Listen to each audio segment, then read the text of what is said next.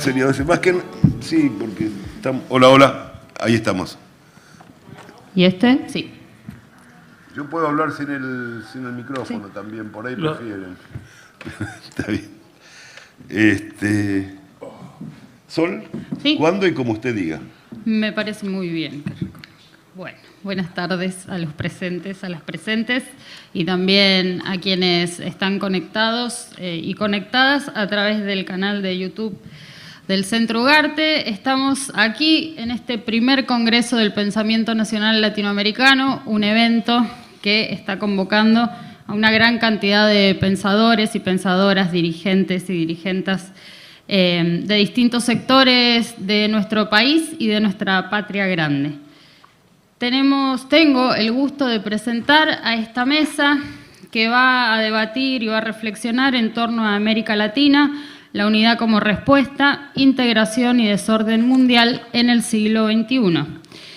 Me encuentro como parte del Centro de Estudios de Integración Latinoamericana, Manuel Ugarte, y conmigo entonces están los compañeros Luis Viñolo, él es latinoamericano uruguayo, director general de la Fundación Vivian Trías, coordinador del programa Espacio Metol de dicha fundación, integrante del capítulo Argentina de la Red de Intelectuales y Artistas en Defensa de la Humanidad, sindicalista, integrante de la dirección del sindicato ATEC, la Asociación de Trabajadores de Educación y Cultura, colaborador de INESUR, el Instituto de Estudios Sindicales Universindo Rodríguez, de COFE, ex redactor responsable de la revista Surversión, columnista del periódico digital Claridad y el portal Tinta Justa, autor y coautor, compilador y prologuista de diversas obras, entre ellas El joven Eliseo Reclus, Anarquismo y Geografía en los orígenes de la idea de la nación latinoamericana,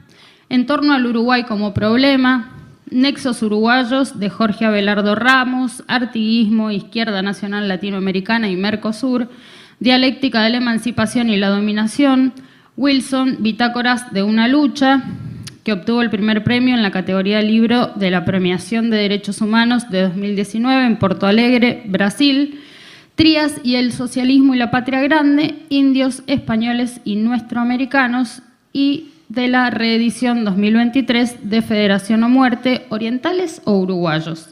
Su principal línea de investigación gira en torno al pensamiento de Vivian Trías, Alberto Metol Ferré, Carlos Quijano, Carlos Machado y sus vínculos latinoamericanos, con especial énfasis en la geopolítica de la unidad de nuestra América. Bienvenido, Luis Viñolo.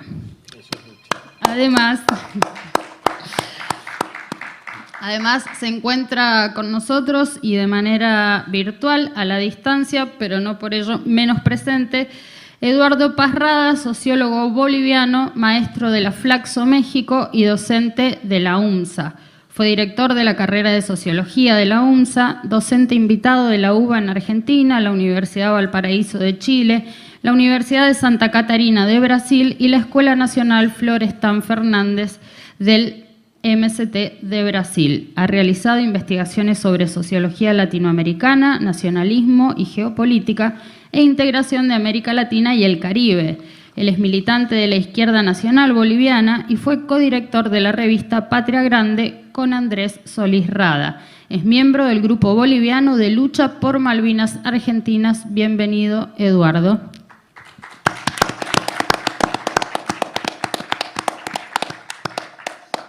Además, nos acompaña Lucas Aguilera, médico veterinario, magíster en Políticas Públicas y Desarrollo Regional por la Facultad de Ciencias Sociales Latinoamericana, la Flaxo.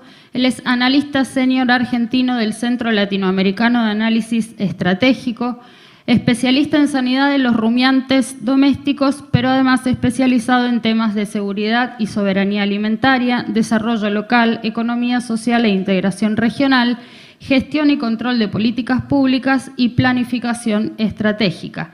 Autor de numerosos artículos y capítulos de libro, entre ellos La muerte como mercancía y la sangre insurgente, La sed de dinero sin dinero, Económicamente útiles, políticamente potentes, ¿Qué se esconde detrás de la reducción de la jornada laboral, de Nada vale, y Vicentín, la estafa blanca? Sus principales líneas de investigación y producción teórica giran en torno a la geopolítica global y latinoamericana, la teoría de la guerra, la economía política y la sociología crítica, tendencias estructurales actuales y construcción de poder político desde los movimientos sociales. Bienvenido, Lucas Aguilera.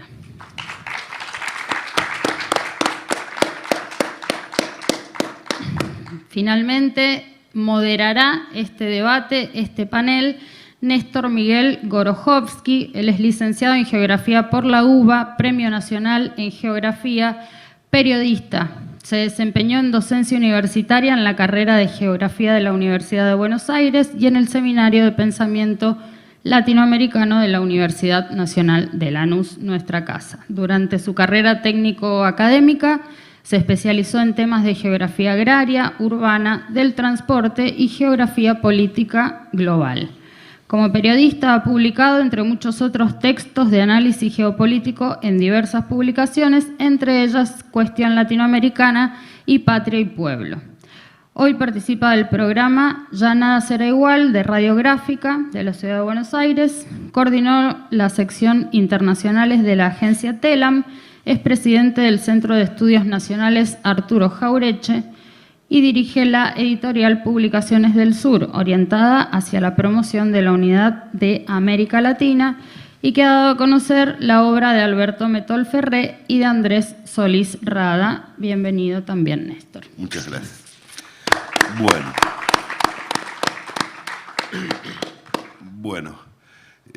Menos mal que te mandé un resumido, el currículum resumido, así no perdemos tiempo en resúmenes.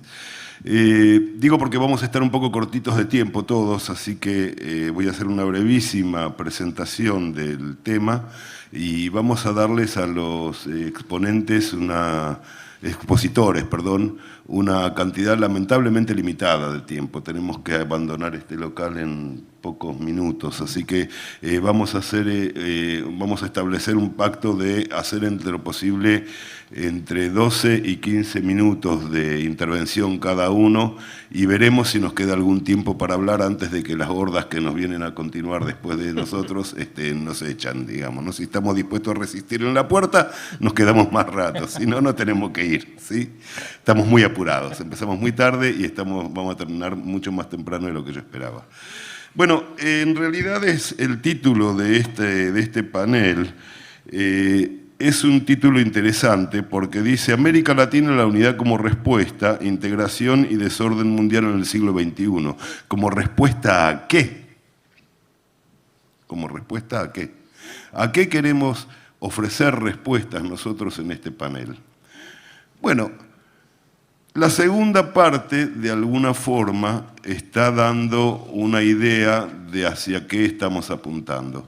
Estamos viviendo un tiempo de cambios globales de una dimensión muy pocas veces vista y que no hay que ser Nostradamus para descubrir que en realidad esto es una situación desde el punto de vista de la geografía humana mundial va a terminar siendo recordada en el lejano futuro como un periodo equivalente al de el primer cuarto del siglo XX. Estamos en un momento en que se está produciendo un cambio mundial del paradigma hegemónico. Tal como le dijo hace poco a sus conocidos de la China, creo que es Alberto Rodríguez Gelfenstein, si no me equivoco, no me acuerdo nunca el nombre de pila, un importante intelectual chileno-venezolano, ¿no? Sergio. La diferencia con Estados Unidos no la van a poder resolver por mecanismos técnicos, la diferencia es ideológica y política. Estados Unidos no va a dejarlos en paz a sus amigos chinos, los chinos no lo podían creer. Bueno, están aprendiendo rápido y están actuando rápido, los Estados Unidos también están actuando rápido. Ha renacido la guerra civil europea iniciada en 1917 y que se terminó en 1945. No otro sentido tienen los acontecimientos de Ucrania. Y la China está dispuesta a discutir con Estados Unidos ¿cuál va a ser la opción hegemónica planetaria? Si vamos a tener una opción hegemónica destinada a someter a la humanidad entera a la sed de acumulación del capital financiero, o si vamos a tener una opción donde los distintos pueblos, de acuerdo a sus necesidades materiales concretas y las otras también, las espirituales también, puedan decidir por algún mecanismo que habrá que descubrir cómo se organizan las fuerzas productivas para poder someterlas a las necesidades humanas y no a las necesidades de acumulación del capital. Esto es lo que estamos viviendo. Esto estamos viviendo. Cuando un crucero norteamericano que anda dando vueltas, nadie sabe por qué en el mar de la China, se tropieza con un barco chino que quiere saber qué está queriendo hacer, es casi un casus belli. Bueno, en eso estamos. Argentinos, uruguayos, chilenos, tenemos acá en la platea una compañera chilena muy querida, Patricia Valenzuela, a quien saludo desde aquí, propulsora de la Unidad Latinoamericana y la Izquierda Nacional en Chile, tarea difícil si las hay. Argentinos de diversas provincias, incluso de la República Independiente de Córdoba, también. Hablo yo desde la ciudad enclave independiente de Buenos Aires, cuidado. O sea, de una Argentina en riesgo permanente de disgregación desde la Constitución del 94, vamos a decirlo todo, y gracias al neoliberalismo. Bueno, ¿qué hacemos nosotros para integrarnos y aprovechar la gigantesca oportunidad que se nos presenta en nuestra lucha por la independencia y la unidad nacional latinoamericana, o para no entrar en discusiones de la unidad nacional celaquiana? Somos todos de la CELAC, digamos, esto no se puede discutir. Siempre hay discusión sobre si somos latinoamericanos, indoamericanos, afroamericanos. Bueno, la CELAC nos une, Chávez nos une, que es el creador de la CELAC. Bueno, la unidad o la dispersión son cruciales para nosotros para ver cómo nos vamos a integrar a este mundo que está transformándose a ojos vista. Y doy un solo ejemplo nada más. Bajo el manto pacificador de la China, Arabia Saudita e Irán han entablado relaciones cordiales. Si este mundo no está cambiando es porque somos ciegos.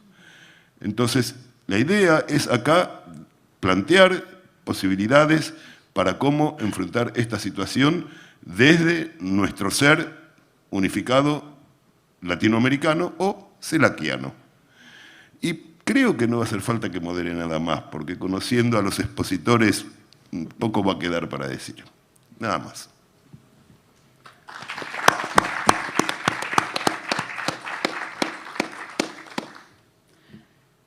Adelante, Luis. Bueno, muchas gracias a los organizadores por esta honrosa invitación a participar del Congreso en este panel. Muchas gracias en especial a Néstor Gorojowski, que fue quien me convenció de que, además de un honor, era un deber participar. Creo que vamos a tener bastante menos de los 12 minutos disponibles, porque ya son media. Bueno. Así que, bueno, ya hasta el título de la ponencia es un poco largo, el siglo XXI en la patria grande, en la proyección de la izquierda nacional de Vivian Trías y Alberto Metol Ferré. La cuestión es, mi intención era abordar la actualidad latinoamericana y mundial, pensando desde la tradición de pensamiento convergente, a pesar de sus notorias diferencias, entre un marxista de la izquierda nacional uruguaya, principal marxista de la izquierda nacional uruguaya, Vivian Trías, algo así como un Jorge Abelardo Ramos uruguayo. Digo esto simplemente de modo simplificado para que lo puedan ubicar quienes no lo conocen, no conocieron su obra, y un hombre de origen nacionalista católico, Alberto Metol Ferré. Ambos fueron descolonizadores del pensamiento. Cuando todavía no se usaba la jerga de colonial, lo fueron en el pensamiento y en la práctica. Eduardo Galeano, el más célebre de los discípulos de Vivian Trías, que a pesar de su celebridad no es conocido como discípulo de Vivian Trías, y sin embargo él dejó testimonio de esa relación maestro-discípulo, tanto en videos como en entrevistas o en textos escritos por él.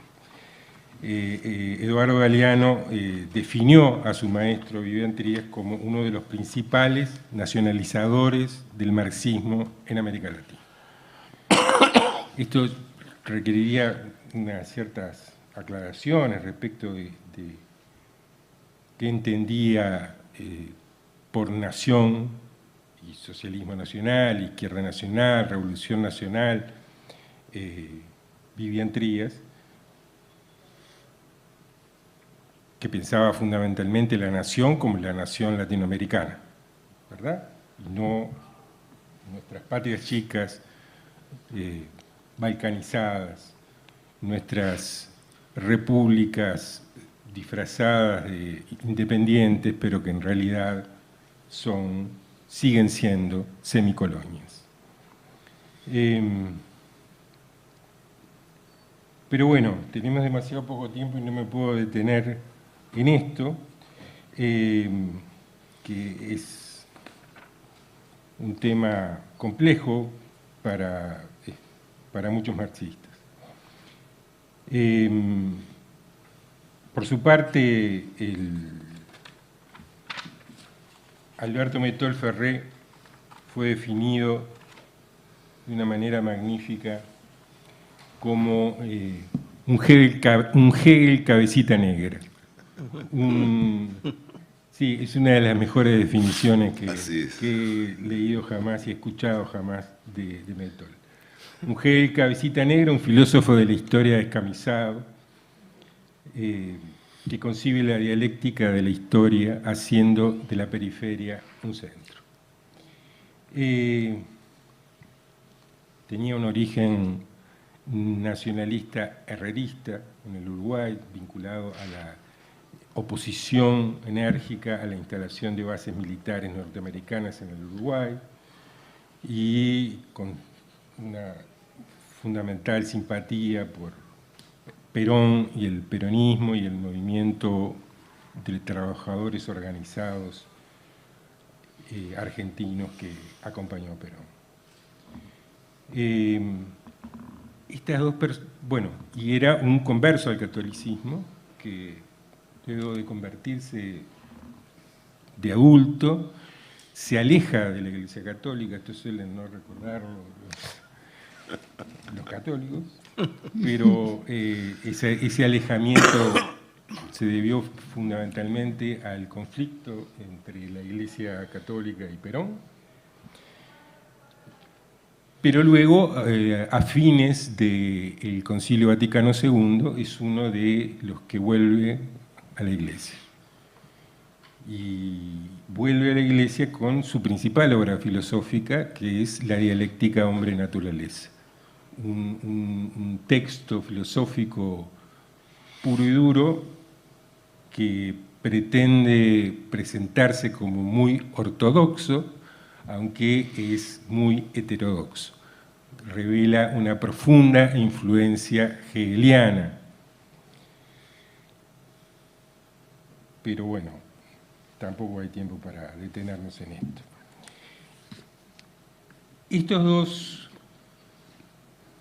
hombres de orígenes ideológicos tan diversos tuvieron una profunda coincidencia en su defensa de la unidad latinoamericana permanentemente, tuvieron una fuerte coincidencia en la afirmación de la izquierda nacional como la vía necesaria para la realización de la unidad latinoamericana, y esto es, digamos, lo más evidente. Tuvieron además coincidencias prácticas, políticas prácticas, como por ejemplo el tiempo en que militaron juntos en la Unión Popular, una especie de frente político del año 1962, en el que confluían varios grupos políticos, pero fundamentalmente los protagonistas principales eran el Partido Socialista, liderado en ese entonces por Vivian Trías, y el grupo nacionalista herrerista escindido del Partido Nacional, liderado por Enrique Erro, cuyo ideólogo era Alberto Matolferri. Luego, años después, van a volver a coincidir en la militancia política en el nacimiento del Frente Amplio, cuando en el año 71 Alberto Matolferri integra el equipo asesor de Liber Seregni, candidato presidencial del Frente Amplio, y Vivian Trías continuaba siendo el referente principal del Partido Socialista, uno de los partidos principales, fundacionales del Frente Amplio. Pero, bueno, sobre esto podríamos hablar muchísimo más. Yo quería señalar un par de coincidencias que suelen no ser analizadas y que nos van a permitir, en mi opinión, referir la vigencia de esa convergencia de pensamiento en la comprensión del mundo actual. Para Vivian Trías, el concepto del desarrollo desigual y combinado, esto es, la coexistencia de modos de producción diferentes, precapitalistas, capitalistas, poscapitalistas, socialistas, era central, ¿no? Esta idea que él se la atribuye exclusivamente a Lenin, pero que en realidad la tomaba básicamente de Trotsky. Sería muy largo explicar por qué motivos cita a Lenin sí y a Trotsky no. Se va a convertir en un elemento fundamental para justificar, por un lado, la singularidad de cada proceso histórico, de cada país, de cada nación, de cada pueblo, y al mismo tiempo una justificación de por qué no era necesario el etapismo, no era necesario esperar la realización de la revolución burguesa como precondición necesaria de la revolución socialista, o de la revolución proletaria, sino que esta coexistencia de modos de producción y sus correspondientes correlatos culturales, socioculturales, permite concebir desde el comienzo de un proceso revolucionario la coexistencia de estos distintos modos de producción. Matolferri nunca utilizó esta jerga del desarrollo desigual y combinado, pero en la obra que les mencioné, la dialéctica hombre-naturaleza, él señala que la sociedad industrial, como se la concebía en los años 60, en realidad respondía a una tipología mixta, a un tipo de sociedad que, decía él literalmente, que cabalga y es transición entre la sociedad agraria y la sociedad industrial. Es decir, está refiriéndose él también a esta coexistencia de modos de producción. Y sostenía que ni el capitalismo ni el socialismo de su tiempo, lo escribía durante la Guerra Fría, podían entenderse sin su relación con la sociedad agraria. Bueno, no tenemos tiempo de analizar esto en profundidad. Lo que yo quiero señalar es que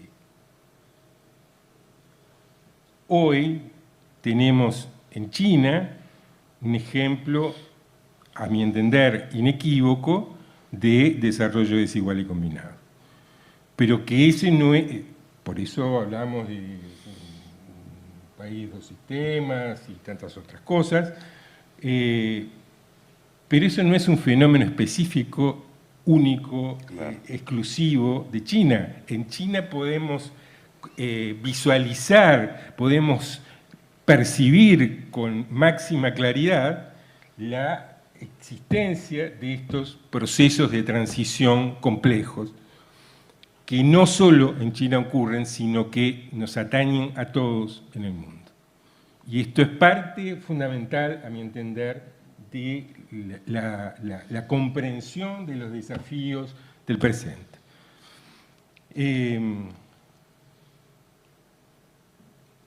Se debe estar acabando el tiempo. Quiero decirles brevemente que también hubo una convergencia de pensamiento importante entre Vivian Trías y Mettol, en el sentido de que ambos fueron precursores de la aplicación del concepto de la renta agraria a la economía del Uruguay. Hay un trabajo muy bueno de Pablo Messina que menciona además muy elogiosamente a Pilimbergo, que se los recomiendo. Otra característica muy importante de ambos, que muestra cómo tenían coincidencias a pesar de sus diferencias, ¿no? Que tenían coincidencias que conservaban sus singularidades, y esto seguramente es un ejemplo de lo que debiéramos ser nosotros capaces de hacer. Ambos desarrollaron con originalidad una filosofía dialéctica. En un caso, una filosofía dialéctica marxista, en otro caso, una filosofía dialéctica católica. Y esa filosofía dialéctica, esas filosofías dialécticas, que con coincidencias y con discrepancias, fueron el fundamento de la comprensión que cada uno de ellos tuvo de la geopolítica. La comprensión de la relación entre la historia y la geografía, la hicieron no desde el pensamiento filosófico predominante en los clásicos de la geopolítica, como por ejemplo el social-darwinismo, sino desde presupuestos filosóficos totalmente diferentes, que a su vez les permitían pensar la geopolítica no al servicio de la agresión imperial, sino al servicio de la liberación de los pueblos.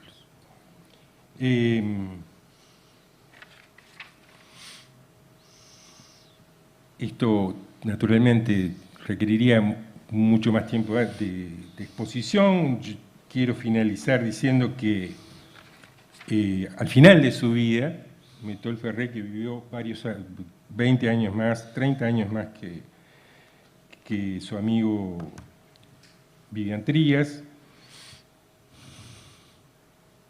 adoptó como lema, como guía de su pensamiento y de su acción, la siguiente afirmación: ahora con la izquierda nacional y con la patria grande. Y con la Santa Madre, perdón, con la Santa Madre. Que su forma tradicional de decirlo durante muchísimos años era con la patria grande y con la Santa Madre. La Santa Madre en referencia a la Iglesia Católica. Cuando él adopta, no porque se inicie en la izquierda nacional, porque eso le venía de décadas, sino cuando adopta eso como lema, lo que estaba diciendo en los últimos 2 años de su vida es que el camino principal para la construcción de la patria grande era a través de la izquierda nacional. Y a continuación de esa declaración se convierte en asesor de Pepe Mujica, en la campaña presidencial en la que Mujica terminó siendo presidente. Mettol no llegó a verlo porque murió entre la primera vuelta y la segunda vuelta. Es inevitable que me pregunte qué hubiera pensado, qué hubiera dicho el ateo marxista Vivian Trías respecto de ese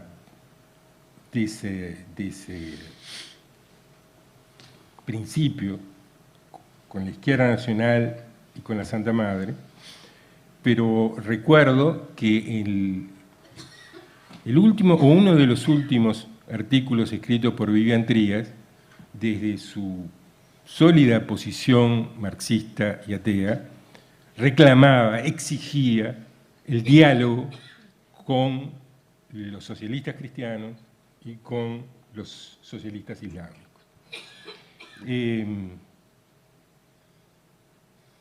No tengo la respuesta de qué hubieran pensado y dicho hoy. Es parte de lo que corre a cargo nuestro, tratar de responder estas preguntas. Ya que tenemos al amigo Parrada, quiero mencionar una cuestión problemática, y es que esta tradición del pensamiento nacional latinoamericano que es el nombre que convoca este Congreso, ha sido muy profundamente cuestionado desde las posiciones más radicales, reivindicadoras del indigenismo, de los pueblos originarios. A mí me parece muy bien que hagamos el máximo esfuerzo por tener el lenguaje más inclusivo y la conceptualización más inclusiva respecto de los pueblos indígenas, de los afrodescendientes, de los mestizos.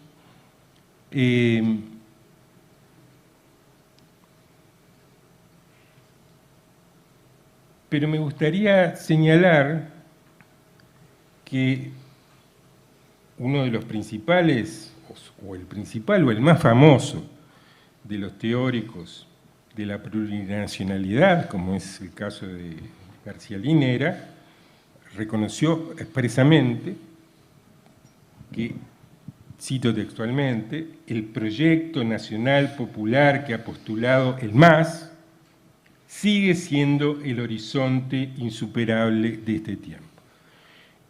No hay tiempo para ahondar en esta cuestión ahora, pero yo quiero señalar con optimismo que estas palabras de García Linera y el propio concepto de plurinacionalidad, si uno ahonda en que se vuelve a colocar la nacionalidad allí donde presuntamente se la había quitado, en las raíces populares más fundamentales, en mi opinión puede abrir un espacio de diálogo que hace algunas décadas atrás parecía absolutamente clausurado.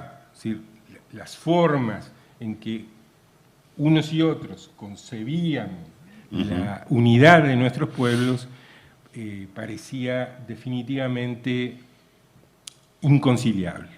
Yo tengo la esperanza de que el diálogo sea fructífero y espero que Parrada nos pueda iluminar al respecto.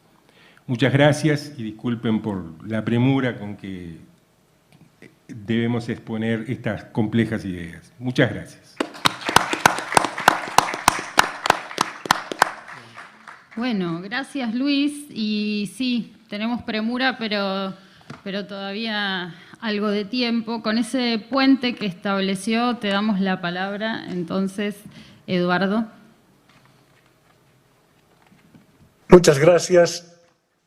Quiero agradecer a la Universidad Nacional de Lanús por convocar este primer Congreso del Pensamiento Nacional Latinoamericano, que adquiere una importancia trascendental tomando en cuenta el momento histórico que vive América Latina y sobre todo una serie de acontecimientos que se han ido produciendo a lo largo de este siglo XXI, ¿no?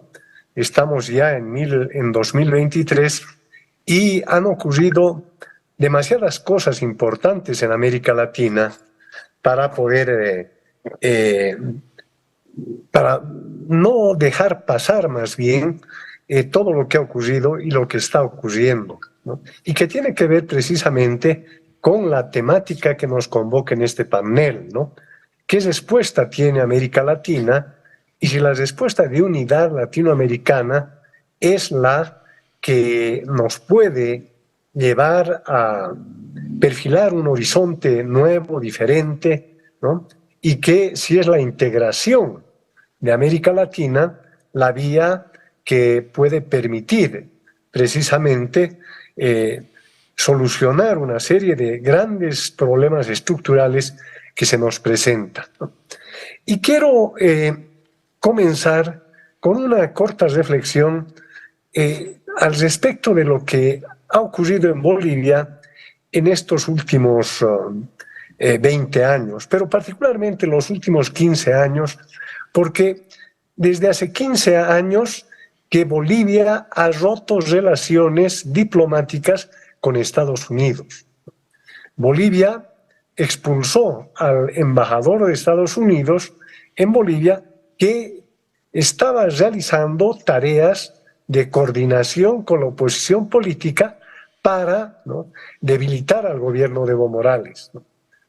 Y el gobierno de Bolivia expulsa al embajador Gelbard, ¿no?, Philip Gelbard, ¿no?, por esta intromisión en asuntos internos. Y como respuesta, indudablemente, va a venir la expulsión del embajador boliviano en Estados Unidos. Pero quiero llamar la atención sobre este hecho.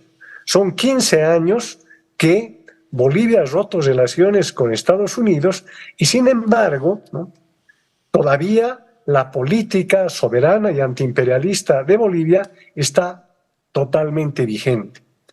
Esto no hubiera ocurrido en ningún otro momento de la historia. Seguramente en otros momentos de la historia, como ha ocurrido en la propia Bolivia, ha ocurrido en República Dominicana, en Guatemala, en Cuba, en Granada, en México, prácticamente en gran parte de los países de América Latina, ¿no?, lo que ocurría en momentos como el que vivió Bolivia era una intervención directa o una acción muy dura para presionar, para cambiar los gobiernos de nuestros países. Sin embargo, ¿no?, 15 años después, todavía el proceso antiimperialista en Bolivia está más vigente que nunca. Y esto quiero recordar porque tiene que ver con la nueva coyuntura mundial. Probablemente sea un ejemplo limitado el de Bolivia, pero que tiene, yo creo, una importancia especial en el contexto regional, ¿no?, y sobre todo en un contexto regional en que en los 3 primeros quinquenios del siglo han habido procesos muy importantes de integración, de unidad de América Latina, que han marcado y están marcando, y creo yo van a marcar las siguientes décadas. No es casual que una vinculación estrecha entre el comandante Hugo Chávez y el comandante Fidel Castro haya generado un movimiento que ha transformado no solamente el contexto geopolítico, sino sobre todo aquello que decía Luis Viñolo. Es decir, hay una tendencia muy fuerte a romper con esa visión colonial del pensamiento en América Latina. Y creo que este es un paso central como una insubordinación imprescindible para poder avanzar en una línea de unidad, en una línea de integración y en una línea en la cual, ¿no?, se dejen de lado esas categorías, esos valores que han sido importados de Europa o de Estados Unidos, que nos han hecho cada vez más dependientes. Y una vez que se avance en esta línea de ruptura con un pensamiento importado, ¿no?, es posible ya empezar a definir los perfiles de un pensamiento nacional latinoamericano de una manera más profunda, tomando en cuenta además que tenemos, ¿no?, en la historia latinoamericana una serie de referentes fundamentales prácticamente desde la misma fundación de nuestras repúblicas en este proyecto, ¿no?, que no pudo consolidarse plenamente, de la unidad de la patria grande impulsada por Simón Bolívar y José de San Martín. Y quiero, con todos estos antecedentes, apuntar que vivimos un momento de gran crisis internacional, ¿no?, y con una situación geopolítica que se está transformando radicalmente a nivel internacional.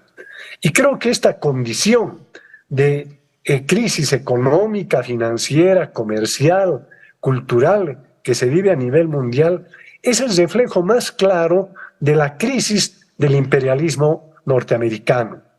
Creo que esta crisis del imperialismo norteamericano tiene por una parte, ¿no?, la fuerte presión de las nuevas potencias, ¿no?, que están jugando un rol fundamental para generar un, entre comillas, desorden mundial, ¿no?, la emergencia de China, la presencia de Rusia, los cambios en Medio Oriente, el papel de Irán, de Turquía, de la propia India, el surgimiento de los BRICS, son una serie de ejemplos y situaciones que están mostrando estas transformaciones y este desorden mundial de esta hegemonía.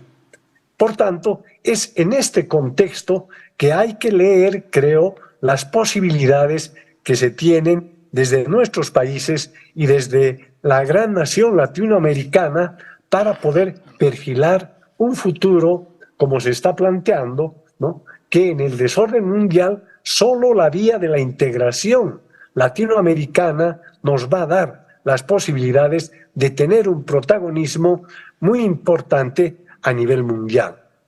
Y por supuesto no puede quedar fuera de nuestra reflexión lo que está ocurriendo actualmente en la guerra de Ucrania, ¿no?, una guerra impulsada por la OTAN, impulsada por los Estados Unidos, precisamente en un contexto en que Estados Unidos ha ido perdiendo un papel protagónico, central, hegemónico, ¿no?, que ha marcado el último siglo y que ahora está en un declive muy claro, ¿no? Y esto además hay que inscribirlo a nivel de América Latina en lo que está ocurriendo ya en una segunda fase, podríamos llamar, de los procesos de integración. El haber convocado el presidente Lula a una nueva cumbre sudamericana hace pocas semanas es una señal muy importante al respecto, porque aquel impulso que se tuvo en América Latina con la formación del ALBA primero, luego de UNASUR y luego de CELAC, ¿no?, han permitido abrir importantes ámbitos a través de los cuales se lleve adelante y se proyecte una visión independiente y soberana de América Latina a nivel mundial. Y estas instancias como UNASUR y CELAC han dado pues muestras muy importantes de que es posible avanzar de una manera independiente en un proyecto nacional latinoamericano. Que si bien en los años últimos, en los 5 años últimos, ha habido un retroceso debido, y esto también es importante tomar en cuenta, a la estrategia norteamericana de debilitar estos procesos. Pero, reitero, en la convocatoria de Lula a los presidentes sudamericanos es un nuevo respiro para pasar a una segunda fase de este proceso de integración latinoamericana. Y el presidente Lula, ya en su campaña electoral, reconoció algo que me parece muy importante destacar. Y él dijo que reconocía, ¿no?, la poca importancia que él había dado a lo que significaba el proceso de integración. Y que en esta segunda oportunidad no se podía dejar de lado el avanzar de una manera sostenida y estratégica en el proyecto de unidad. Yo creo que esta frase de Lula es un reconocimiento de la importancia que tuvo, ¿no?, la genial idea y el genial proyecto de Hugo Chávez. Hugo Chávez creo que es el gran estratega de la unidad latinoamericana para el siglo XXI, porque incluso a pesar de las diferencias que podían existir en los proyectos políticos particulares en cada país, ¿no?, él fue capaz de unificar en un solo proyecto a todos los países de nuestra región sudamericana. Yo recuerdo que en algún momento inclusive tuvo que hacer algunas concesiones para tener una buena relación con un presidente conservador de Colombia, con el presidente Santos. Y fue tal su capacidad articuladora que permitió llevar a los países de Sudamérica a la integración a través de UNASUR. Y tomando en cuenta que en UNASUR se pudo, ¿no?, avanzar en proyectos muy importantes, como los proyectos de defensa nacional, de proyectos económicos conjuntos, de ciencia y tecnología, de educación, de cultura, etcétera, ¿no? Por tanto, esos antecedentes inmediatos creo que están en el tablero fundamental del proyecto de la unidad latinoamericana. Y creo que en este momento este nuevo impulso al proyecto de unidad latinoamericana es imprescindible, con la participación más activa, a pesar de las diferencias, entre los distintos gobiernos de la región. Y quiero además apuntar algo que me parece muy importante y que en algún momento con Néstor Gorojovsky conversamos al respecto. Y haciendo un balance histórico, indudablemente cuando se producen grandes crisis internacionales, guerras mundiales o crisis económicas como la del siglo pasado, han generado grandes posibilidades y oportunidades para generar proyectos independientes en América Latina. No es casual que emergentes de la crisis del 29, de la crisis económica del 29 y de la Primera Guerra Mundial, se producen movimientos revolucionarios, movimientos nacionalistas, ¿no?, y proyectos revolucionarios como en Bolivia, en Cuba, ¿no?, que van a mostrar, ¿no?, las posibilidades de aprovechar esas coyunturas para avanzar de una manera sostenida en la unidad latinoamericana.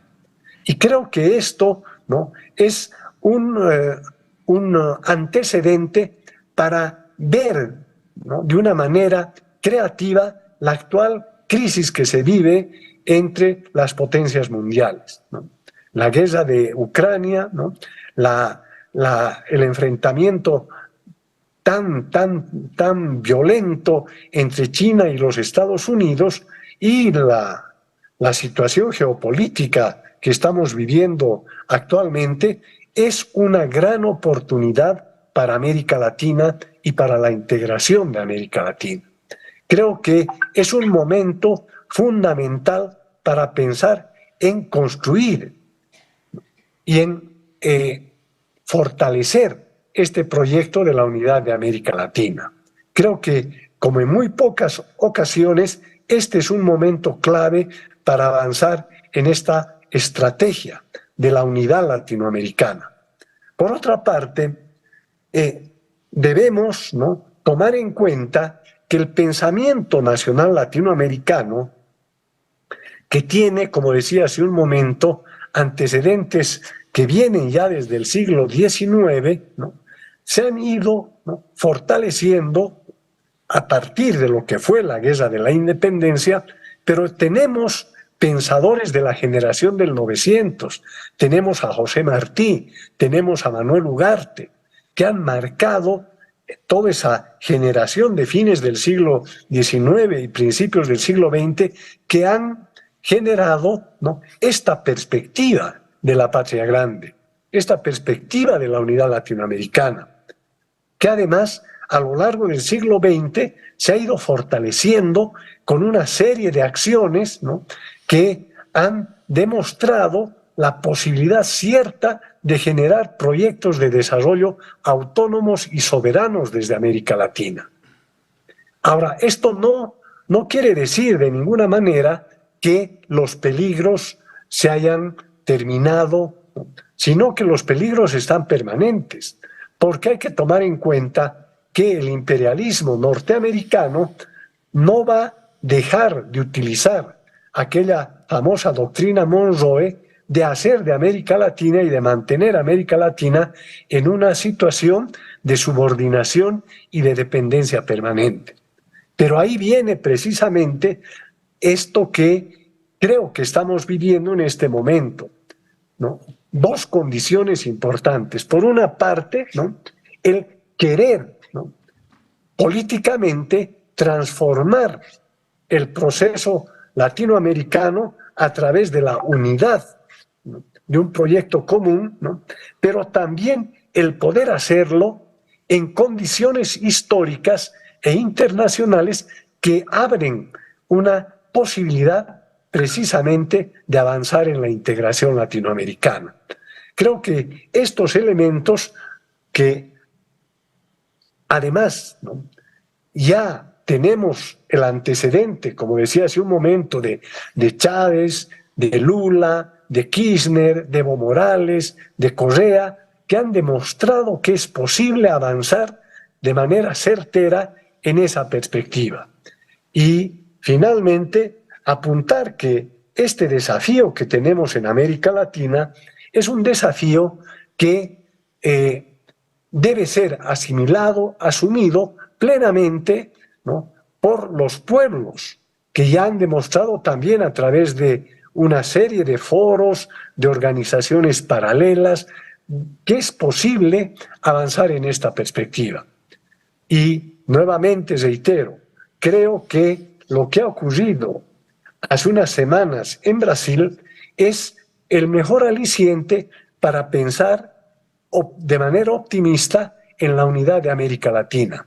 Y creo además que esta iniciativa del presidente Lula es coincidente con la posición del presidente mexicano, de Manuel López Obrador, que también se plantea la necesidad de la integración independiente y soberana de los pueblos de América Latina para conquistar, ¿no?, un horizonte nuevo, distinto, y hacer de América Latina un protagonista, una nación continente que tenga las posibilidades efectivas de enfrentar a todas las demás potencias con una política propia, independiente, autónoma y soberana.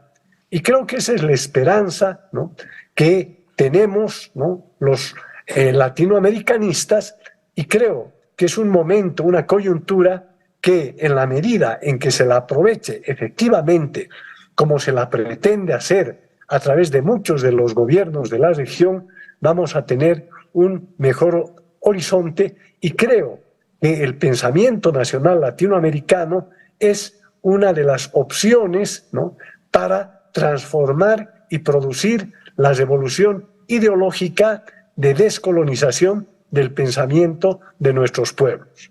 Muchas gracias nuevamente a todos ustedes por su atención y por la invitación que me han hecho. Muchas gracias. Gracias a vos, Eduardo. Adelante, Lucas.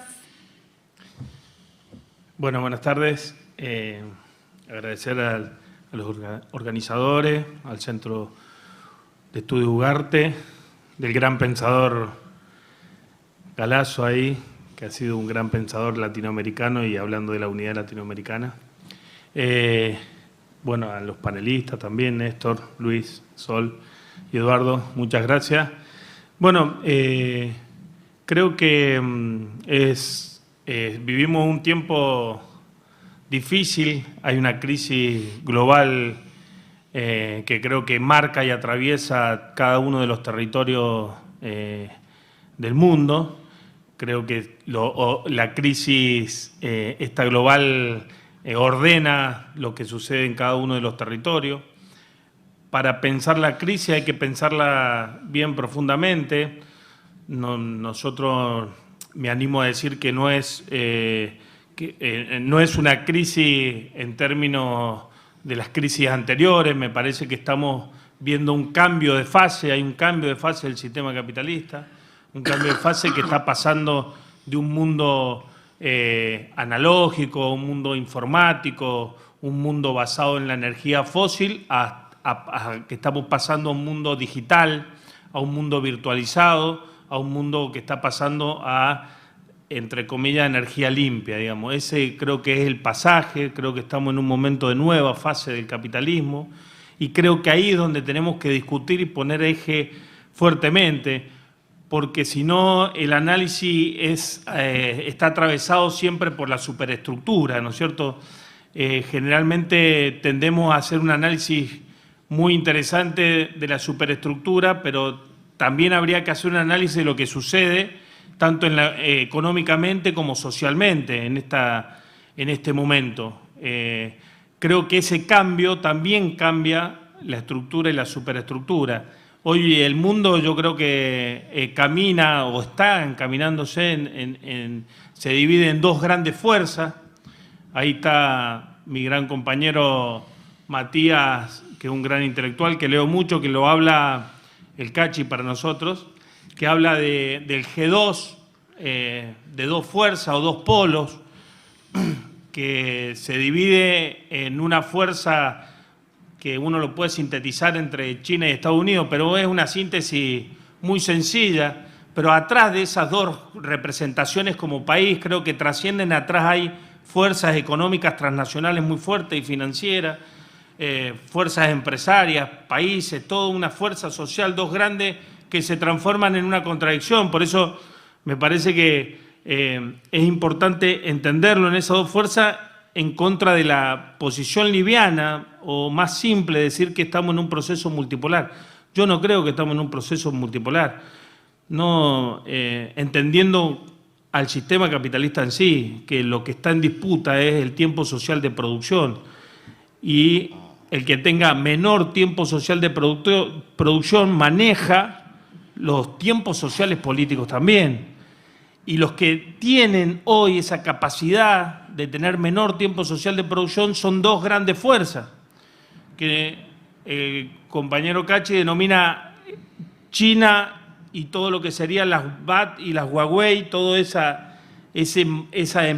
entramado digital virtual, y lo que sería toda la fuerza social del viejo imperialismo anglosajón, que sería todo lo que es Estados Unidos, Amazon y las GAFAM. En esto de que nosotros decimos que hay un paso, que hay un cambio de fase en el sistema capitalista. Y ahí creo que es donde se ordena Latinoamérica.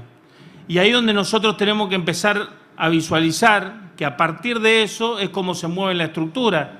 Y creo que tiene que ver mucho con eso el movimiento también latinoamericano. Si vemos las reuniones, tienen que ver las reuniones del BRICS y las reuniones de Lula, los viajes, tienen que ver mucho con esa disputa de cada uno de los territorios. Cada uno de los territorios está enmarcado en esa disputa. O está en esa fuerza social o no estás en esa fuerza social. Y ahí se juega el equilibrio, ¿no? Un equilibrio que me animo a decir pendular de Lula, porque es un equilibrio pendular, porque dentro del progresismo donde nos encontramos hubo una saturación del viaje de Lula a China, pero después no se habló nada del viaje de Lula en la participación del grupo del G7.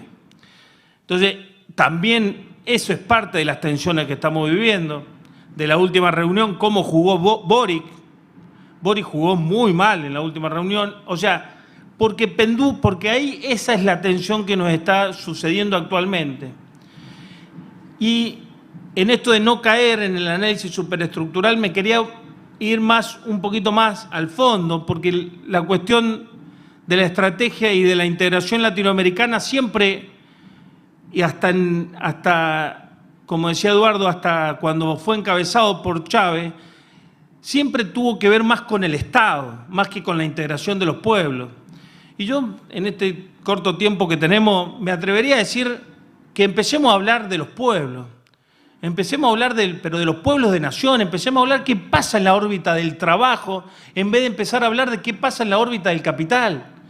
Hacemos grandes análisis de lo que sucede en el capital, hacemos grandes análisis de lo que sucede en la superestructura, pero no hacemos análisis de qué nos sucede. ¿Por qué tenemos la impotencia que tenemos en términos de las acciones que hacemos parecen que caen en sacos rotos?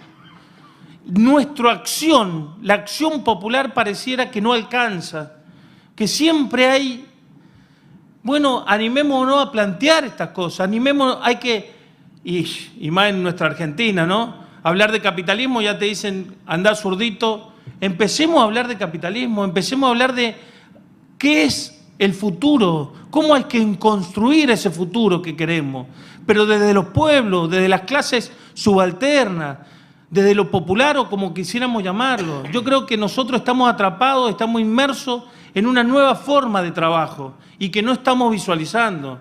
Nosotros estamos pasando, en un estudio estamos diciendo que estamos promedio 6 horas acá adentro. 6 horas por día acá adentro, en promedio. Estamos diciendo que ahora ya lo que nos media no es la relación persona a persona o la cosa, como decía, sino lo que nos media, estamos mediados por la virtualización. ¿Cómo hacemos para construir a partir de esta mediación? La pregunta que hago siempre que charlo es decir, nos comimos la curva con la pandemia. Nos comimos la curva. O sea, le hicimos caso al capital y nos fuimos a la casa y estuvimos en la casa. ¿Qué hicimos nosotros como fuerzas progresistas, de izquierda, revolucionarias? ¿Qué hicimos? Nos fuimos a la casa. Eso no hubiera pasado jamás. Nuestros grandes líderes. No me imagino al Che Guevara diciendo, estamos en pandemia. No nos subamos a ese barco, no vayamos a tomar Cuba porque estamos en pandemia. O sea, y eso es lo que nos sucedió. Y la pandemia fue el catalizador de esta nueva fase del sistema capitalista. La pandemia fue lo que ordenó y lo que mostró que se puede vivir en un mundo virtual y que vos estés en tu casa. Y que el pasaje de la casa del esclavo con el amo, al pasaje de ir a la tierra con el feudal, el pasaje de ir a la fábrica del obrero, nos envolvieron a la casa. Y vamos a empezar a trabajar en la casa. Se produce una atomización física fuertísima. Hay una atomización del campo del pueblo. Pero posiblemente también haya una mayor integración a través de la virtualidad. Y eso también lo tenemos que estudiar en los levantamientos de Colombia. Acá hay un compañero, gran luchador de Colombia también, acá presente. Lo que pasó en Chile, el levantamiento chileno también, que hubo un entramado por abajo que no se observaba. Nosotros acá, Chile era el país que la derecha levantaba, era lo mejor que había. La derecha lo levantaba permanentemente y vos hablabas o me preguntabas a mí antes del levantamiento de octubre de Chile y vos decías, no, Chile, pobre Chile. Chile es un caso aparte, digamos. Nadie iba a pensar, y eso que tenemos relaciones, yo soy mendocino, viajamos a Chile, tenemos relaciones con la izquierda chilena, nadie iba a pensar que hubo ese levantamiento de octubre del 19. ¿Quién iba a pensar que iba a pasar lo que pasó en Colombia? El Israel de Latinoamérica. ¿Quién iba a pensar? Entonces, hay por abajo también, hay esperanza, porque esto parece un discurso, pero hay esperanza, que parece que camina por abajo, pero es a través de otros mecanismos que también nos dominan, que es la virtualización de nuestras vidas. Y eso es lo que nosotros tenemos que preguntar, ¿qué está sucediendo? Que las viejas recetas ya no funcionan para el campo del pueblo. ¿Cuándo va a poner primero en las discusiones? Vamos a poner primero qué está pasando en el campo, en la órbita del trabajo. ¿Cuándo vamos a analizar lo que nos está sucediendo? ¿Qué pasa yo me animaría a decir, y hay una tesis que estoy trabajando, que hay una superproducción de la mercancía fuerza de trabajo. Y eso trae aparejado muchas consecuencias. La integración de la mujer al trabajo, el achicamiento del tiempo social de producción, el acortamiento del tiempo social de producción, obviamente que viene aparejado con que sobra mano de obra. Eso es muy importante, que lo que denominaba Marx el trabajo necesario, que era lo que vos necesitabas para vivir y reproducirte. Claro, ahora la tesis que estoy trabajando es, ya no necesitan que nos reproduzcamos más, entonces rompen también la célula más importante, que es el sostenimiento del capital, que es la familia. Hay una ruptura ahí fuertemente de la base conservadora del capital, que es la familia, porque no se necesita reproducirse más, porque hay sobreproducción de fuerza de trabajo, hay una sobreproducción de fuerza de trabajo. ¿Por qué no podemos plantearlo estas cosas? Hay que hablarle a estas cosas, necesitamos decirlo. O sea, porque si no analizamos la superestructura, y sí, y bueno, y está la esperanza ahí, está la esperanza. Para mí Lula no es la esperanza. Para mí Boric no es la esperanza. Para mí Cristina, con el amor que le tengo, no es la esperanza. O sea, es un resultado cortoplacista para nuestras mejores condiciones de vida, que nos van a permitir discutir otras cosas, obviamente, porque cuando gobernaba Cristina discutíamos otras cosas, obviamente. Imagínense que discutíamos hasta la papelera con el conflicto con Uruguay. O sea, imagínate las cosas que discutíamos, medio ambiente, claro, porque el bolsillo lo teníamos lleno. Qué importante, obviamente, porque no hay que ser trotskista de cuanto peor, mejor. Obvio que cuando estamos en mejores condiciones, discutimos otras cosas. Se debaten calidad de vida, condición de vida, justicia social, dignidad, obviamente. Pero hay un techo y está demostrado con lo que nos pasó. Cuando se desplomaron, ya no sabíamos qué hacer. Se desplomó esos grandes presidentes. Ahora no sabemos qué hacer. Miren lo que está pasando en Argentina. Solo queremos llorar en Argentina. Solo queremos llorar. Ya no sabemos. Yo si me postulo ahora ya creo que le decimos, bueno, si sos vos, vemos. Estamos así.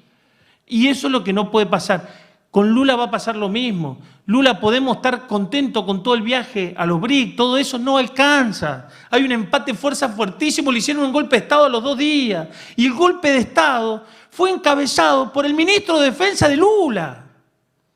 O sea, su ministro acababa de ponerlo. Eso es el equilibrio, eso es el empate de fuerza que nosotros decimos de las dos grandes fuerzas, que es el G2 que denominamos. Entonces, hay que atreverse, muchachos, muchachas, a discutir el campo del pueblo. ¿Qué mierda hacemos? Si las acciones que hacemos caen en sacos rotos, si parece que se desploma todo lo que es lo físico, lo que miramos se desploma, las universidades se están desplomando. Se está desplomando las escuelas, porque ya no podés tenerlo ni a un chico sentado, porque apareció otro, y esto es, y me atrevo a decir, es un medio de producción. Socializó el capital, un medio de producción, lo socializó. Ahora vos no tenés que viajar a la fábrica para encontrarte y ser parte en la relación de intercambio entre el capital y el trabajo. No tenés que ir a la fábrica. Te lo mandaron a tu casa. Te la mandaron a tu casa. Y entre que te lo mandaron a tu casa, cuando vos te socializan los medios de producción, ¿sabés lo que estás haciendo? Estás trabajando. ¿Y sabés cómo se llama eso? Trabajo impago para los grandes capitalistas. Y nosotros estamos en un trabajo no remunerado. Esto es trabajo no remunerado. Y eso logran. ¿Qué hace el capitalismo? ¿Qué hacen estas nuevas empresas digitales? Toman los parámetros, toman los patrones generales de todos los que tenemos Samsung, de todos los que tenemos Huawei, de todos los que tenemos Nokia, toman los parámetros, toman la media de eso, porque no es que venden los datos ya los tienen, ya saben quién soy, qué hago, cómo hago, los datos ya los tienen, no es un problema de comercialización de datos, que también lo hacen. Pero el fondo es que trabajamos sin una remuneración. ¿Y sabes lo que hacen? toman un promedio general de lo que sucede con todos los teléfonos y dicen, uy, mira, este promedio general tenemos debilidad acá, debilidad acá, debilidad acá, debilidad acá. Y ahí juegan con los tiempos sociales de producción. Y ahí nos sacan la plusvalía, nuestro laburo. Y no decimos nada de lo que está pasando. Estamos trabajando gratis para estos hijos de puta. Estamos trabajando gratis. ¿Por qué no nos animamos a decir que estamos trabajando gratis? Ahora nos estamos acordando que la mujer que estaba en la casa trabajaba gratis. Bueno, tomemos eso como experiencia. Estamos trabajando gratis y no nos damos cuenta que nos están sacando la plusvalía. Trabajo no remunerado se llama esto, trabajo no remunerado. Que se genera un parámetro general, una media general, un patrón medio, y ese patrón medio es tomado por las digitales, por las empresas digitales, y mejoran sus medios de producción para vendértelos. Por eso el Internet de las cosas, por eso nos socializan, todo eso está socializado. Por eso ahora todo el mundo accede al teléfono. ¿Por qué no nos preguntamos que un compañero de la Vía 31 accede al teléfono? Es porque estamos en el socialismo de mercado, porque lograron meter un medio de producción a tu casa para que vos puedas laburar, para que vos puedas trabajar, creyendo que tenés libertad. Creyendo que tenés libertad. Y eso es lo que pasó en el pasaje del feudalismo al capitalismo, donde los obreros creían que tenían libertad porque salían de la tierra, ¿me entendés? Iban allá y le daban un salario, entonces con esa plata hacían lo que se le cantaba, entonces creía que tenía libertad. Lo mismo nos pasa ahora, creemos que tenemos libertad. Libertad, estamos cada vez más esclavizados, y nos dan unos pesitos que nos alcanzan para sobrevivir y reproducirnos. Y ya no quieren ni que nos reproduzcamos, o sea que nos alcanza ese salario para solamente sobrevivir. Compañero. Tiempo. Sí, mucho tiempo. 15 minutos. Me quise cerrar 15 minutos. Bueno, creo que ahí es el camino, animarnos a decir otras cosas. Me parece que necesitamos estudiar el fondo de lo que nos sucede. La impotencia no solo está en la acción, la impotencia está hasta en la vida misma. En la vida misma estamos teniendo impotencia en el diario. Nos levantamos y hay una impotencia total, entonces algo está pasando. Lo tenemos que decir, nos están colonizando nuestra mente, estamos colonizados. Estamos colonizados mentalmente, corporalmente, y ni hablar si estamos colonizados, imagínate individualmente, imagínate cómo estamos colonizados globalmente. Es necesario discutir al fondo de la cuestión. Estas son tesis, obviamente, que hay que trabajarlas, profundizarlas, pero me atrevería a decir para polemizar un poquito. Es más divertido que no polemizar. Así que muchas gracias.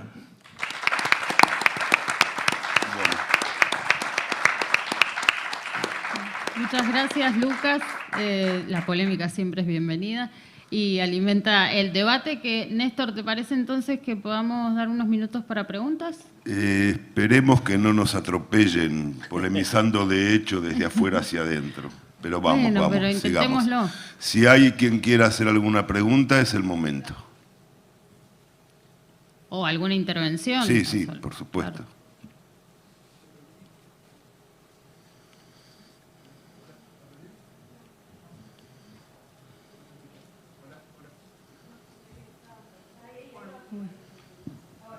Hola, bien. Para Lucas, lo que te referías con la cuestión del lenguaje, ¿vos lo podrías relacionar a Zizek cuando dice que cuando tenemos o usamos o reproducimos el mensaje del enemigo ya estamos perdidos al principio de la ponencia? Dijiste algo. ¿Te puedes expresar un poquito más sobre eso?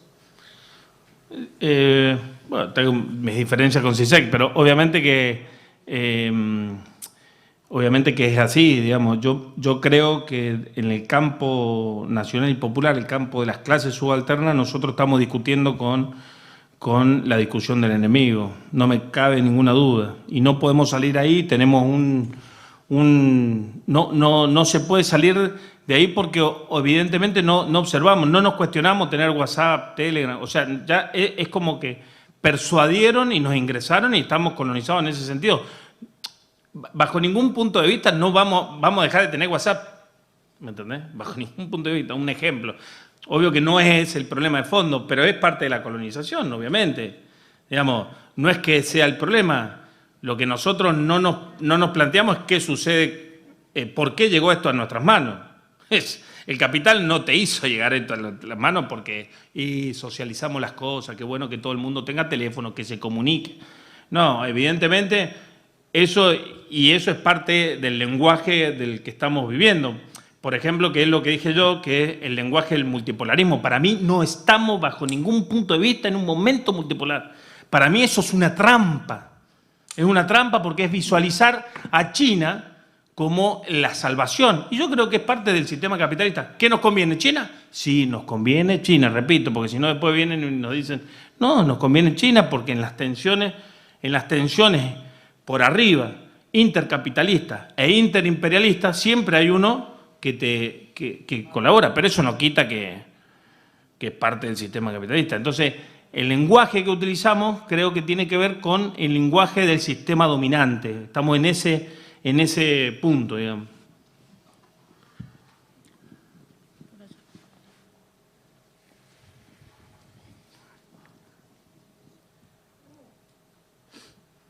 Ahí llega, ahí llega. Hola. Interesante, Lucas, lo que estás planteando. Me parece muy valiente tu intervención. No te conozco, la primera vez que te escucho. La verdad que había que hablar de la pandemia, ¿no? Porque me parece que la política ya quedó como un problema menor. Después de una cosa de la dimensión sociológica de la pandemia como dispositivo de control mundial, nunca se volvió con tanta claridad la obediencia como algo hegemónico, ¿no? Y en ese sentido, me quedo reflexionando un poco lo que decías. Había ahí algo con el tema de esto de los teléfonos, que parece una cosa tan habitual y que sin embargo es tan claro que por ahí está pasando algo a nivel cognitivo. Yo creo que están destruyendo procesos de lectura. No sé si a ustedes les pasa, pero cada vez se está volviendo más difícil leer. Pero porque estamos leyendo mucho tiempo con estos dispositivos. Pero el proceso de lectura de estos dispositivos es de cosas inconexas, ¿no? Leemos un fragmento de una cuestión que pasa en un lugar del mundo, el plato de fideos que se comió un amigo, la voltereta que da un perro caniche en el aire, ¿no? Y cuando queremos leer un texto que tiene 4 párrafos hilados entre sí, se nos produce un desguince cerebral. Entonces, están destruyendo la lectura, que es la única capacidad de ser libres. ¿No? Mientras el hombre pueda leer, podemos ser libres. Entonces hay algo que está pasando con la atención. Y a lo que voy es que si está pasando algo con la atención humana, estamos realmente en un proceso, te diría, de transformación humana, de proceso, ya te diría, me parece que el capitalismo quedó como un problema menor. Que lo que estamos viviendo es un proceso de transformación paradigmático en la humanidad y que deberíamos inscribir en América Latina como la única posibilidad de volver a vincular al hombre con la tierra, de volver a reconocer el tiempo como un proceso cíclico y cósmico, y no un proceso lineal, de volver a reconocer que no es la capacidad mental lo que va a salvar al hombre, sino su relación armónica con la naturaleza. Entonces quizás América Latina tenga la única posibilidad de dar un mensaje al mundo, de volver a la ancestralidad de nuestro conocimiento telúrico, ¿no? Me quedé pensando en estas cosas porque yo ya creo que el capitalismo es un problema menor. Y la pregunta que hago al panel es ¿qué pasa con el Estado? Yo me estoy haciendo últimamente, yo soy peronista, sin embargo me estoy haciendo esta pregunta, ¿no? Es decir, el Estado, por lo menos en sus dimensiones provinciales y nacionales, tiene un grado de orbitar alrededor del gran capital transnacional que cada vez parece más absorbido por la gravedad del gran capital.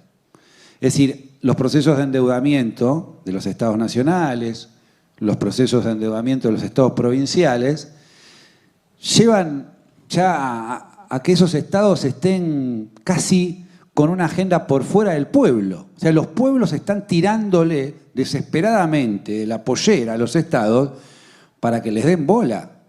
O sea, el Estado ya pareciera no ser una representación popular, sino que parece ser una delegación del poder económico. Entonces, quería preguntarles a ustedes, ¿cómo pueden ver un proceso de integración regional si los estados están cada vez más orbitando a través, alrededor del poder económico?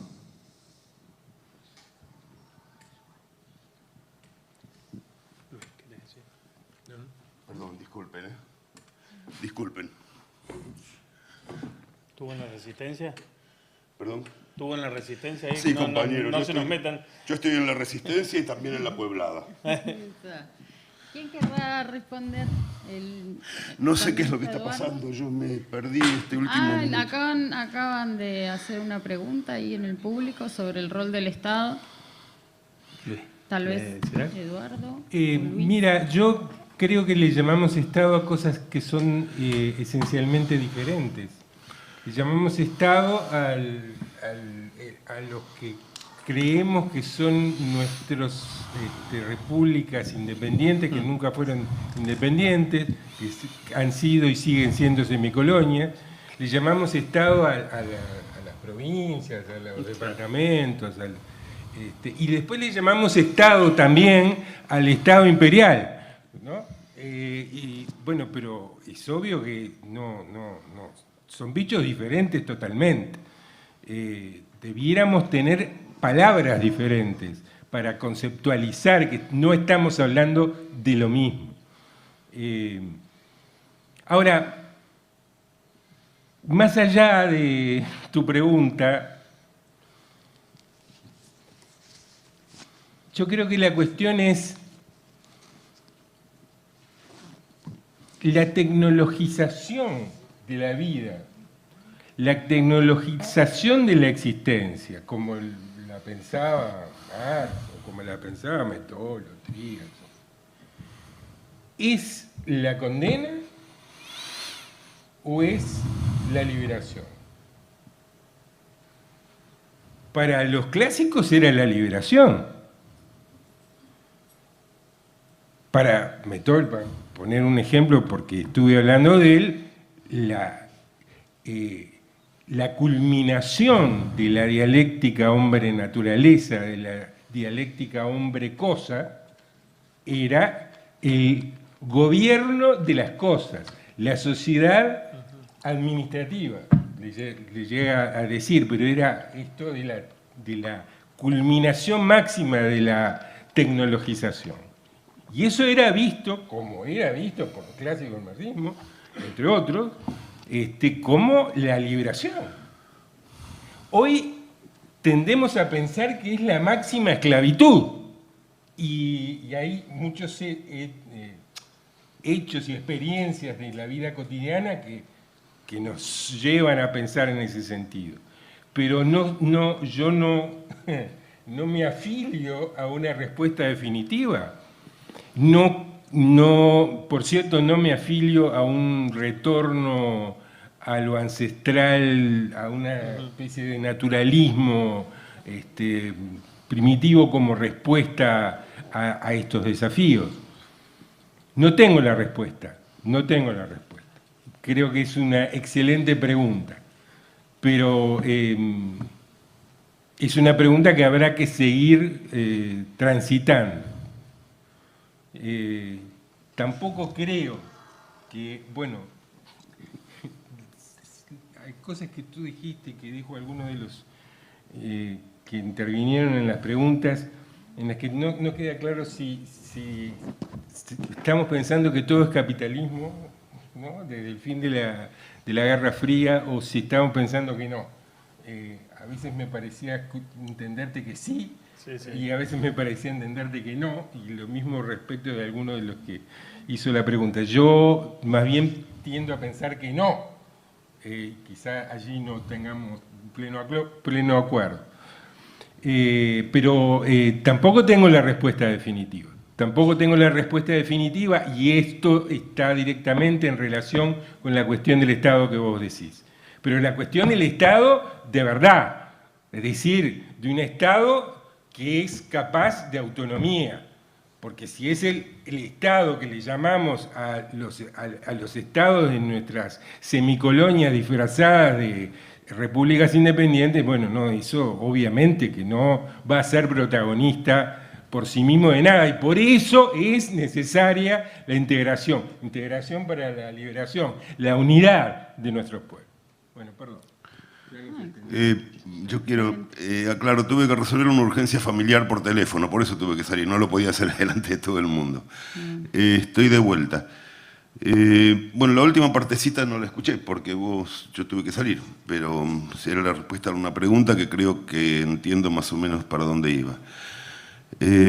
Yo quisiera retornar a la otra cuestión, no porque le tenga miedo a la polémica, todo lo contrario, los que me conocen saben, sino porque estamos cortos de tiempo y me gustaría un poquito redondear una cuestión. Y la voy a redondear porque ya son las 15:45 y en cualquier momento ahora sí nos echan, con una pequeña anécdota personal. Cuando en las publicaciones del Sur editamos la edición argentina, creo que la cuarta, ¿no? Ampliada además, del Uruguay como problema, y hace unos cuantos años ya de eso, Metol estaba vivo, y esta anécdota es con Metol. Era un momento muy complicado en la historia del mundo, ahí no había discusión siquiera sobre quién era la potencia hegemónica y si la China era o no era un hegemón capitalista, no había discusión, mandaban los yanquis. Los yanquis sentaban las bases de lo que está estallando ahora. En ese momento tuve el privilegio, y yo sé de qué naturaleza es el privilegio, y ahora les voy a contar por qué. Tuve el privilegio de que Metol Ferré viniera a la Argentina a participar de la presentación en una charla memorable que se dio además en la Manzana de la Luz, en la capital federal. Al hombre le gustaba caminar, entonces él estaba en un hotel que quedaba un poco lejos del salón donde dimos la charla, y me dijo, bueno, ¿por qué no? Pasé a buscarlo y me dijo, ¿por qué no vamos caminando? Bueno, fuimos caminando. La cuestión es que en un momento dado paramos en un café y empezamos a charlar, con Metol, cómo no, sobre la cuestión de la iglesia. Que recuerden lo que era la iglesia antes de que llegara Francisco. No sé si recuerdan la posición que tenía respecto al imperialismo, respecto al, concretamente, el poder omnímodo del Opus Dei en la iglesia. Y pensando en antecedentes históricos concretos, a mí se me ocurrió decirle a Metol, en una mesa de café, figúrense, dos señores, uno mayor, en esa época yo era menos grande que ahora, otro más joven, conversando sobre las cuestiones del mundo con una ventana mirando hermosamente hacia la ciudad de Buenos Aires, que nunca dejará de ser preciosa. Entonces yo digo, y tendríamos que pensar los latinoamericanos un nuevo galicanismo, es decir, una iglesia católica nacional latinoamericana. Metol montó en cólera de tal manera que todo el café nos miró a los dos. Yo no sabía dónde esconderme, no sabía qué había dicho, por qué lo había dicho. Eso es una calamidad, me dice, no podemos romper con la iglesia. Bueno, creo que tuvo la gentileza de no putearme porque era un hombre muy delicado, pero su actitud indicaba todo. Y yo me quedé pensando, ¿por qué? Porque toda la marcha de la conversación era, esta iglesia está atacando los intereses de América Latina. Bueno, tiempo después accedió al solio papal el cardenal Bergoglio. Entonces, ahí me di cuenta de en qué andaba este uruguayo que tan poca gente conoce y mucha más debería conocer. Estaba trenzando, haciendo rosca, para que fuera papa un latinoamericano, para imponerle al mundo desde Roma, o a la iglesia desde Roma, una revolución conceptual y procedimental. desde adentro de la Iglesia, con los tiempos y los métodos de la Iglesia. Ahora, yo digo, esto es genial. Es genial. Un tipo que en realidad era un solitario. Se lanza a tomar por asalto el Vaticano y lo logró. Uno de acá, un tipo del barrio, como bien dijo acá, recordando, un Hegel cabecita negra. Un cabecita negra que, y con esto quiero concluir, sacar la conclusión final de esta charla, se preocupó por pensar la Iglesia desde el Río de la Plata y no por pensar el Río de la Plata desde la Iglesia. Es decir, se preocupó por dejarse de perder el tiempo con discusiones de categorías ajenas y empezar a pensar simplemente desde el concepto fundamental que él descubrió, que es la necesidad de la unidad de América Latina. Y esto no es una abstracción. Tan no es una abstracción que cada vez que avanzamos, concretamente nos tratan de destruir esos avances. Porque así como el campesinado inglés derrocó al antiguo régimen cortándole la cabeza a un rey, y así como lo mismo hicieron los proletarios y los campesinos de Francia, y así como también se lanzaron a una lucha revolucionaria de ese tipo los trabajadores y los campesinos de Rusia, lo hicieron siempre pensando primero desde Inglaterra, desde Francia y desde Rusia, y ofrecieron al mundo su ideal. Pero el punto de partida es pensarnos como unidad latinoamericana acá dentro de la cabeza de cada uno. Eso es lo que Metol me enseñó ese día. Que si nos pensábamos como latinoamericanos, de los intereses de los latinoamericanos, en cualquier lugar hacíamos pata ancha y podíamos tomar la Iglesia por asalto. Y si podemos tomar la Iglesia por asalto, lo digo yo, judío, marxista y ateo, podemos cualquier cosa. Creo que esta es la enseñanza que tenemos que sacar de la figura de Metol. Nada más.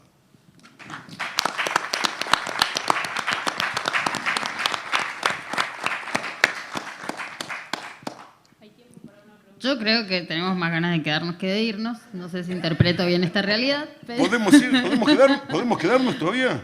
Yo me apuré. Estamos ejerciendo cierta resistencia, tal vez no, pero bueno, hay alguno que tiene ganas de decir algo, sí.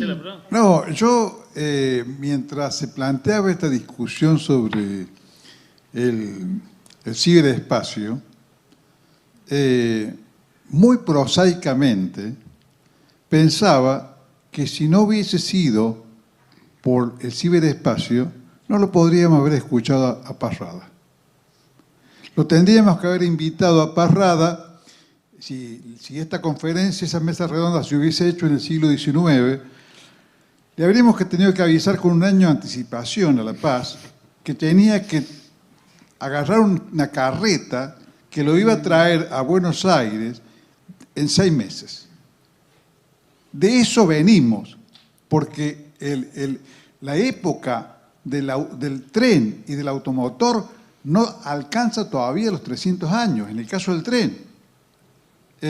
Entonces, no podemos renegar de lo que son instrumentos liberadores, que también pueden ser opresores, porque son instrumentos. Entonces, los instrumentos pueden servir para una cosa o para la otra. Pero nos privaríamos de medios de comunicación, como por ejemplo acá ha habido no solamente el caso de Parrada, esta mañana lo hemos escuchado a Gustavo Terzaga hablando de Río Cuarto, y así por el estilo. Y hemos podido hacer durante la pandemia centenares de reuniones por Zoom, intercambiando experiencias, debatiendo entre los círculos militantes, gracias a que existen esos medios actuales que nos permitieron, aún en el aislamiento impuesto por la pandemia, no tener que vivir la peste del COVID como se vivió la peste en la época en que se escribió el gran libro. Yo, en primer lugar, creo que fue un resfrío. Y en segundo lugar, las tecnologías están para esclavizarnos. El capitalismo, la tecnología la usa para esclavizarnos. Después, los pueblos organizados utilizan los instrumentos para levantarse. Por eso di el ejemplo de Chile y por eso di el ejemplo de Colombia. Y por eso di el ejemplo de todos los levantamientos que fueron por abajo a través de la virtualidad. Pero lo que no nos puede... Nosotros... No hay bienestar en la tecnología. En el instrumento no hay bienestar desde el capitalismo. Nunca va a haber bienestar. Si hay y aparece, por eso digo la socialización de los medios de producción, es porque hay esclavitud atrás o porque te sacan energía de alguna forma. Voy a decir energía, pueden ser datos, puede ser trabajo no remunerado, pero eso es lo que hay que discutir de fondo. Yo creo que hay que tomarla, esta tecnología, no estoy diciendo que no, obviamente. En la tecnología lo que tiene que circular, la densidad de información que tiene que circular, tiene que ser información popular, información transgresora, transformadora, obviamente, pero no alcanza, yo digo, no alcanza, tenemos que ir, o sea, no alcanza haber hecho reuniones en la pandemia. Yo digo dos oraciones. La producción de poder es en el espacio virtual. La realización del poder es en la calle. Y me parece que eso es lo que no hicimos. Nosotros lo que no hicieron, sí, está bueno haber hecho la reunión en la pandemia, no alcanzó y nos quedamos en la casa y no salimos a la calle a luchar por lo que nosotros teníamos que luchar o a discutir la pandemia también, ¿me entendés? O hacer otros cambios. Yo creo que estamos en ese proceso de colonización en términos y tensionaría, digamos, esto es parte del debate, no es que yo tenga la verdad, o sea, obviamente, pero pues, me animo a decirlo, digamos, yo creo que ese en el momento o lo que nos pasó. ¿Hay otra pregunta? Buenas, gracias por las exposiciones. ¿Por acá? Sí. Por acá desde Mendoza, muy recién llegada, de la Universidad de Cuyo. Bienvenida. Gracias. Y bueno, muy atenta ahí, escuchando la discusión. Sí, en algunas situaciones me parece que se podrían gestar algunas contradicciones, ya había sido mencionado. Bueno, y entonces, ¿qué es capitalismo? ¿Es un capitalismo mixto? ¿Hay una condensación de diferentes formas de producción dentro de la misma? También en esta mirada de que fue propio de los teóricos clásicos. Bueno, quizás se escucha. Nos quedamos sin sonido. El micrófono, chiques. Bueno, pero quizás... Ahí está, sí, se escucha. Tengo muchos años de teatro encima, creo que puedo llegar a... No, pero se escucha bien. Ahí va. Sí. No, decía que en esta mirada de los clásicos, de entender cómo parte de la producción tecnológica, el avance de un modelo societal, también tuvo sus contradicciones en un momento, el ludismo, se me ocurre, el cartismo, o sea, la idea de destruir las máquinas como si fueran las máquinas las que le quitaban el trabajo a las personas, a los trabajadores. Tenían también un poco esta mirada, digamos, en contra del instrumento que comparto, como decía acá parte de la audiencia, es justamente eso, un instrumento. Yo también soy partidaria de que no es un volver hacia atrás lo que puede llegar a redimir la forma de producción y la forma de explotación en la que nos desenvolvemos, sino justamente transformaciones estructurales que nos permitan garantizar el bienestar a toda la población. Muchas veces creo que parte de esto que idealizamos también es algo que, de lo que en realidad renegaríamos en el mundo natural si volviéramos como esta mirada más prístina de convivencia con la naturaleza. Eso un poco como para plantear una percepción también al debate que se venía dando, y después sí tenía una pregunta específica, pero no sé si será posible contestarla porque era para Eduardo, que estaba virtualmente. Si no, a lo mejor alguno de los expositores me podría avanzar un poco en este tema de la integración de no solamente superestructural, digamos, del pensamiento nacional latinoamericano como el título del Congreso, sino también en materia, habías habían hablado, entiendo que Aguilar, de un tema de defensa nacional, también gracias al acuerdo internacional entre los países latinoamericanos, pero también no puedo dejar de encontrar como limitación nuestra debilidad a lo mejor en materia de ejército o de defensa en ese aspecto, ¿no? Bueno, si nosotros podemos tener avances a partir de nuestros propios acuerdos en materia de producción o en materia comercial o en materia diplomática, bueno, ¿qué pasa también con esto que nos hace vulnerables, como ha pasado con Malvinas, como ha pasado con colonias que siguen siendo colonias inglesas, que siguen teniendo reinados dentro de América Latina? Que si hay algunos avances en esa materia respecto de estos acuerdos de UNASUR, de la CEPAL y otros, etcétera. Gracias. ¿Puedo tomar la...? Sí, tomar. ¿Puedo tomar? Obviamente no existe una defensa nacional adecuada sin una nación adecuadamente capaz de producir sus propias armas. Esto lo sabía Perón, y esto lo sabían los militares que apoyaron a Perón. Y desde el punto de vista del Estado argentino, la asociación entre el Estado, representado por las Fuerzas Armadas, y los trabajadores que lo señalaron a Perón con el dedo en la Plaza de Mayo un 17 de octubre, le dijeron, vos sos nosotros.